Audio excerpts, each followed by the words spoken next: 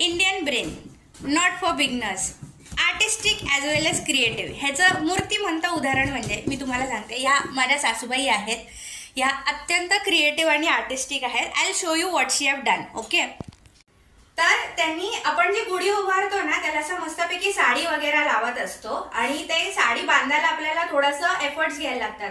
So what she did is, इथे त्यांनी मस्तपैकी गोल्डन अशी ती लेस लावलेली आहे आणि साडीला जसं आपण मिऱ्या हे करतो ना त्या पद्धतीने त्यांनी मस्तपैकी आयर्निंग करून मस्तपैकी असं ते शिवलेलं आहे आणि खूप क्यूट पार्ट असा इथे एक पॉकेट केलेला आहे. सो जो खांब असतो ना गुढीचा तो खांब ह्याच्यामध्ये फिक्स बसेल आणि जेव्हा इथे ते बांधतील तेव्हा तो खाली येणार नाही.